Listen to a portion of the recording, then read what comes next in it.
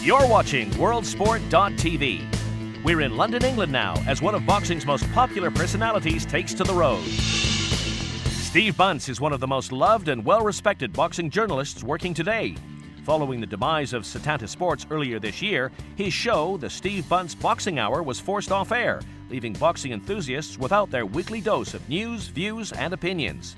Setanta went belly up on a Tuesday, and by the Friday, some guys online who I'd never met, never knew their names, started a website called bringbackbunce.net. 6 weeks later, 1.4 million people had looked at it. It was proper guerrilla marketing. It was brilliant, it was interactive, thousands of people came on it. The MP, George Galloway, came on it.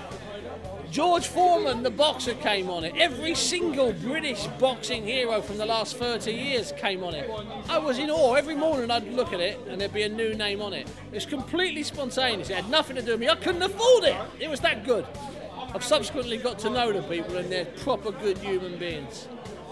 I was a fan of Steve Bunce from a long way back, and we decided that after the demise of Setanta TV, we'd try and promote Steve Bunce, the brand, and to do that we created a website.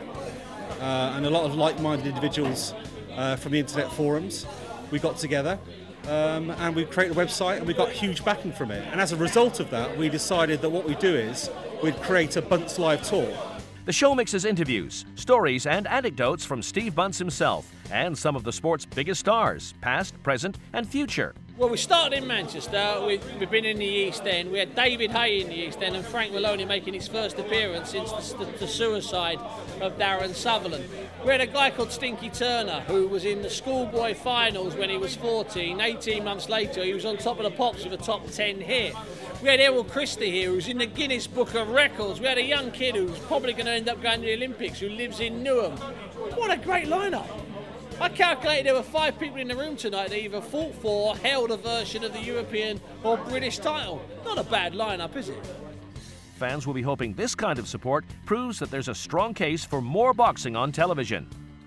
Boxing needs to get back on TV. I mean, on Setanta, and I would say this, we had fantastic coverage, 30-odd shows a year, live boxing, coming from Germany, coming from Russia, coming from America, and coming from all over Britain. But more than that, we had my show. And of course, I'm bound to say my show was crucial, but it was.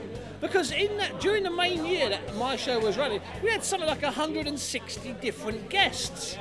I mean, that's staggering. You're only meant to have a couple of guests a week, so if you do that for a year, that only gives you 100. We had 160 different boxers. It was madness. People loved it. Sometimes we got 3,000 and 4,000 emails and texts during the 1 hour at 2 in the afternoon on a Thursday. So there's a following there. However, every single TV company I talk to seems to tell me, no, it's not popular. Now, I don't know, I must be missing something. You know what? I'll let you in a secret. I ain't Brad Pitt. But even so, it seems to me the public are demanding the show goes back on TV. I'll wear a mask if I have to. In the meantime, fans can join in the BunceLive Tour as it heads to Nottingham in the coming weeks and enjoy a special chance to get up close and personal with the stars of the sport. The live show will be running every Tuesday until December at different venues across Britain and Ireland. To find out more, head to www.buncelive.com.